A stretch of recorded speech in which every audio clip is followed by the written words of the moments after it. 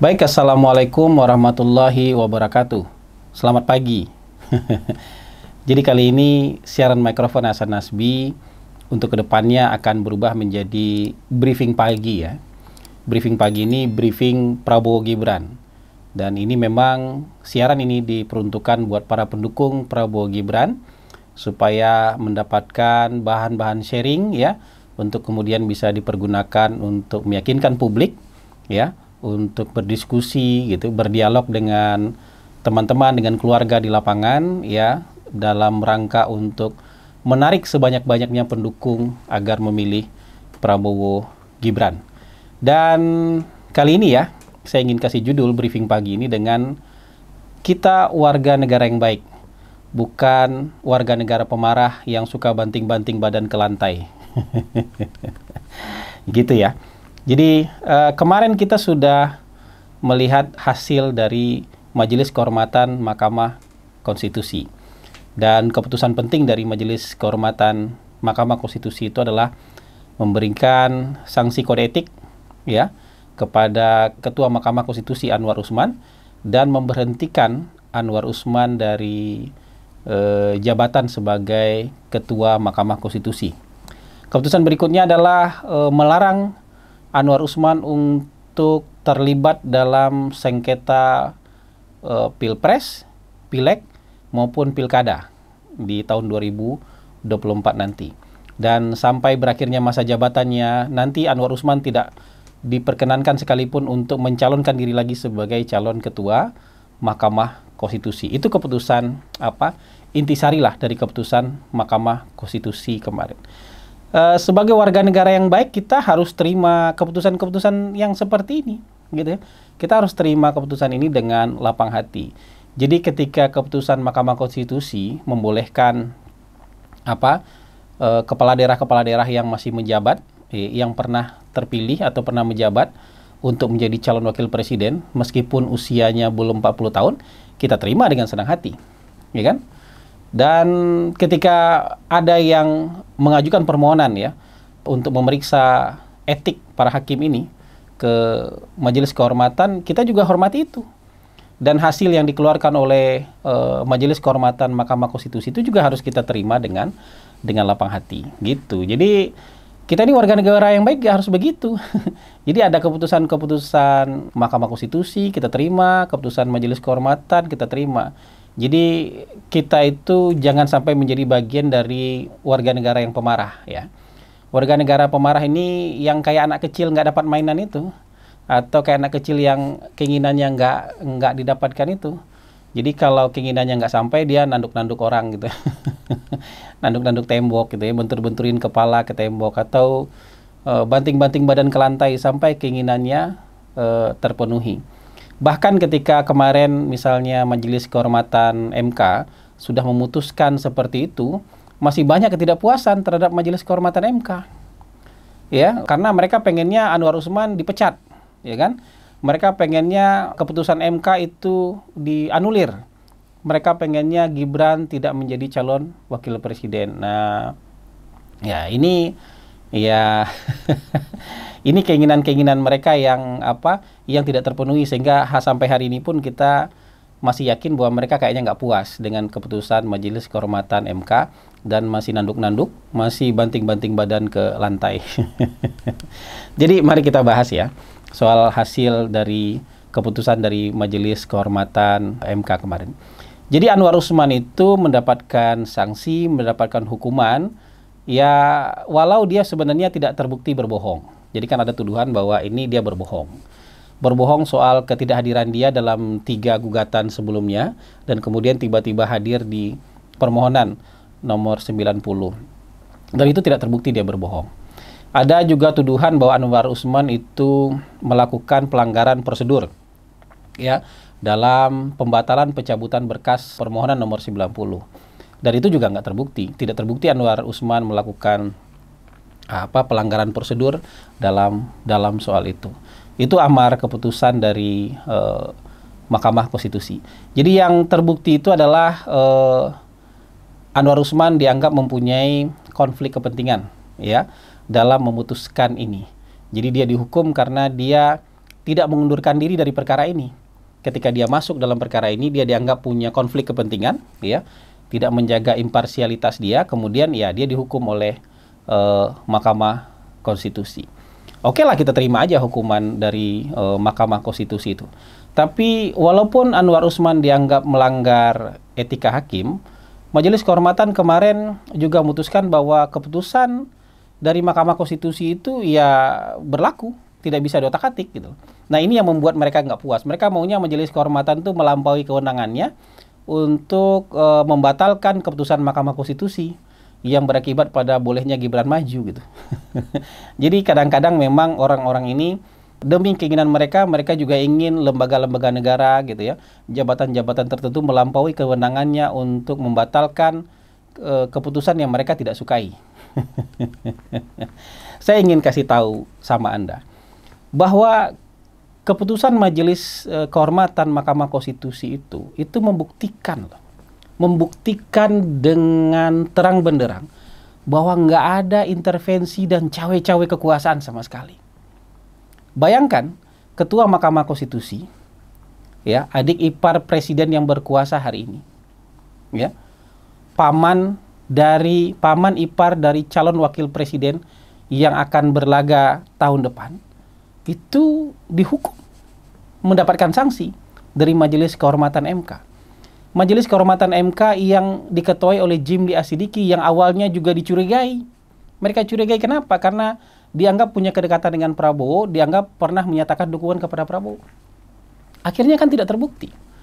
Hakim Majelis Kehormatan itu memberikan sanksi loh. Memberikan sanksi terhadap Anwar Usman, dan sanksinya nggak main-main loh. Dicopot dari jabatan Ketua Mahkamah Konstitusi itu kan pukulan yang luar biasa itu. Bahkan ada satu hakim, Bintan Saragi, itu dissenting opinion ya, sayangnya pendapat dia kalah, ingin Anwar Usman dipecat aja dari hakim konstitusi. Ini membuktikan bahwa nggak ada cawe-cawe di situ. Kalau tuduhan Anda kemarin ada penyalahgunaan kekuasaan, ya, ada cawe-cawe kekuasaan di sana, kenapa nggak cawe-cawe juga di sini? Ya, kalau tuduhan itu benar, ini bukti nggak ada cawe-cawe. Gitu. Begitu juga misalnya ketika Anwar Usman diduga, ya, meloloskan keponakan biar bisa jadi cawapres, itu dianggap melanggar kode etik. Coba kita periksa baik-baik. Oke, Anwar Usman harus kita terima sekarang melanggar kode etik. Tapi argumentasi hukum dia valid loh. Kenapa saya bilang argumentasi hukum dia valid? Substansinya ya, argumentasi dia valid. Karena ada 4 hakim lain yang juga punya kira-kira keputusan dan argumentasi hukum sama dengan Anwar Usman. Gitu. Karena kalau Anwar Usman dituduh, ya, punya argumentasi seperti itu karena dia punya ikatan keluarga dengan Gibran, ya berarti harusnya skornya bukan 5-4 kemarin. Skornya harusnya 1/8. Karena Anwar Usman ya mengabulkan permohonan nomor 90 itu, ya, terkait dengan hubungan kekerabatan dia, harusnya keputusannya kemarin itu 1/8. 1 menerima, 8 menolak. Ini kan ada 4 yang lain yang setuju dengan Anwar Usman. Yang 4 lainnya ini kan bukan pamannya Gibran. Pamannya Gibran kan cuma 1. Jangan pula Anda tambah-tambah pamannya Gibran ada 5 di Mahkamah Konstitusi. Pamannya Gibran cuma 1. Dan hasil keputusan kemarin itu 5/4. Lalu hakim-hakim ini mau Anda bilang apa? Karena dia pamannya Gibran juga. Itu artinya bahwa meskipun dia pamannya Gibran, argumentasinya juga valid. Kenapa? Karena hakim-hakim lain yang bukan pamannya Gibran juga punya keputusan yang sama. Gitu. Jadi menurut saya kenapa keputusan itu nggak dibatalkan selain bukan merupakan kewenangan dari Majelis Kehormatan, tapi karena memang keputusan itu valid aja menurut saya. Sehingga Gibran itu ya tetap bisa maju dengan keputusan yang seperti itu. Gitu. Jadi menurut saya memang ini yang perlu kita pahami, ini yang perlu kita jelaskan. Nah, bagaimana kita menghadapi teman-teman yang marah-marah ini? Kalau misalnya sudah ada keputusan MK yang seperti ini, masih ada yang marah-marah, masih ada yang mau demo, ya, masih ada yang mau memaksa begini dan begitu, ini kayaknya mereka nggak siap bertanding. Ini kan kita sudah mau bertanding, ya. Kita sudah menerima dengan lapang hati bahwa misalnya begini, orang yang mengajukan permohonan kepada Mahkamah Konstitusi itu sah loh. Kalau dia merasa ada haknya yang dilanggar. Sama sahnya dengan orang yang mengajukan permohonan kepada Majelis Kehormatan Mahkamah Konstitusi. Dua-duanya kita terima. Jangan dipisah-pisah. Yang sesuai dengan keinginan Anda terima, yang nggak sesuai dengan keinginan Anda nggak terima. Ciri-ciri pendukung Prabowo Gibran harusnya ya menerima dua-duanya. Kalau orang lain terserahlah. Pendukung lain terserahlah, karena memang karakternya karakter marah-marah. Dan kita menghargai ini loh. Menghargai ini. Bahkan kita menghargai ketika Majelis Kehormatan memutuskan bahwa misalnya Anwar Usman tidak boleh ikut menjadi hakim dalam sengketa pilkada, pileg maupun pilpres. Bagus. Jadi apalagi alasan Anda buat marah-marah? Jadi kalau hari ini masih marah-marah, ya, kalau hari ini masih ngedumel-gedumel, bahkan masih mau ngancam demo dan segala macam, ya kita anggap aja ini orang nggak siap bertanding. Atau sebenarnya memang target mereka itu bukan soal proses, bukan soal hak warga negara mengajukan permohonan ke Mahkamah Konstitusi dan sebagainya. Yang menjadi masalah mereka adalah Gibran maju. Kenapa jadi masalah Gibran maju? Mereka inginnya Gibran nggak usah maju aja sama sekali. Dengan segala cara Gibran nggak boleh maju. Jadi ada operasi untuk menggagalkan Gibran maju. Kenapa? Karena Gibran maju itu berarti koalisi Prabowo Jokowi. Nah, koalisi Prabowo Jokowi ini memang koalisi yang sangat kuat. Koalisi yang bisa membuyarkan gagasan hat-trick menang Pilpres 3 kali. Koalisi yang bisa membuyarkan hat-trick menang Pileg 3 kali. Gitu. Jadi menurut saya ya kalau pengen menang ya bertanding aja sekarang. Jangan kemudian kayak begini. Sudah ada gugatan, sudah ada keputusan, tapi masih ngomel-ngomel aja soal itu. Sementara pertandingan mau dimulai nih. Kalau pertandingan mau dimulai masih ngomel-ngomel juga soal syarat maju, masih ngomel-ngomel juga soal aturan main, lebih baik kibarkan bendera putih aja, nggak usah ikut bertanding. Karena nanti di ujungnya kalau masih begini cara pandangnya, nanti hasilnya misalnya kalah, dia balik lagi ke belakang, mungkin masa lalu ini kan syarat majunya begini, ini kan aturan mainnya begini. Jadi nggak mau terima hasil nanti gitu. Ya apalagi nanti bicara soal netralitas, ya. Wah kalau begini kan nggak bakal netral nih, nggak bakal begini nih, segala macam. Ini ada penggunaan kekuasaan nih. Ya saya buka aja satu persatu nih, ya. Kalau bicara soal netralitas ini, akal kita juga harus dipakai, ya. Senjata utama pemerintah itu, ya, untuk menenangkan masyarakat itu apa coba? Bansos, bantuan sosial. Bantuan sosial itu disalurkan lewat siapa? Lewat Kementerian Sosial. Menterinya dari mana? Dari PDIP. Ya kan? Namanya Ibu Risma, Menteri PDIP, dan pasti dia pendukung Ganjar. Nggak mungkin dia nggak dukung Ganjar itu. Berapa dananya? Mungkin tahun ini 400 triliun dana bansos. Tahun depan mungkin 540 triliun dana bansos. Lebih besar daripada anggaran kementerian manapun itu yang disalurkan ke publik. Boleh nggak kita curiga kalau itu nanti penyalurannya nggak netral?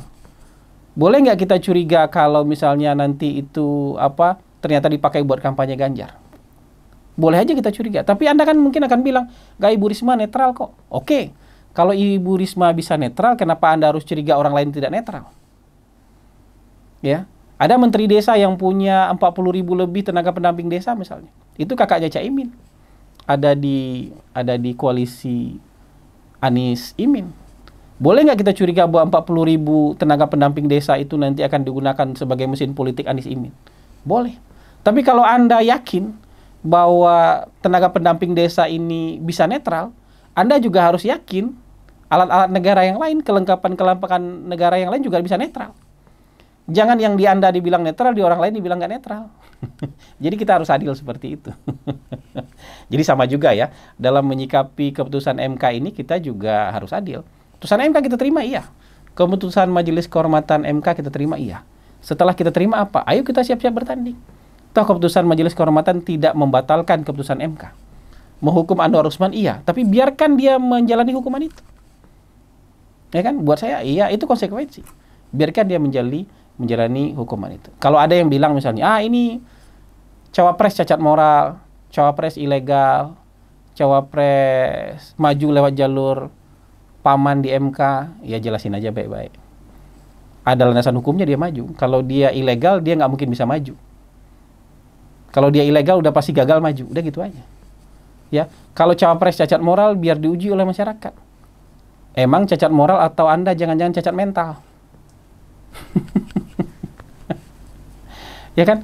Kalau cawapres apa dugaan-dugaan yang lain itu ya biarkan saja menurut saya. Jadi kita tetap hadapi semua masalah ini dengan tenang, kita hadapi dengan pikiran yang jernih, kita jelaskan baik-baik. Karena sekarang tidak lagi menggerutu soal aturan main, ya. Sekarang kita itu perang opini. Kita berlomba-lomba meyakinkan orang untuk yakin dengan kita. Kita berlomba-lomba untuk meyakinkan orang bahwa ini adalah pemimpin terbaik yang bisa membawa Indonesia menuju Indonesia emas. Dan saya yakin yang bisa membawa Indonesia maju, ya, mencapai Indonesia emas itu bukan bagian dari kelompok yang marah-marah. Baik marah-marah di kubu kutub kiri maupun kaum pemarah di kutub kanan. Dua-duanya kaum pemarah. Nggak mungkin kita maju itu bersama kaum pemarah itu. Kalau kita maju, kita harus bersama kaum yang rasional dan realistis. Dan kubu itu bersama Prabowo, Gibran. Terima kasih. Wabillahi taufiq wal hidayah. Wallahu muwafiq ila aqwamit thariq. Wassalamualaikum warahmatullahi wabarakatuh.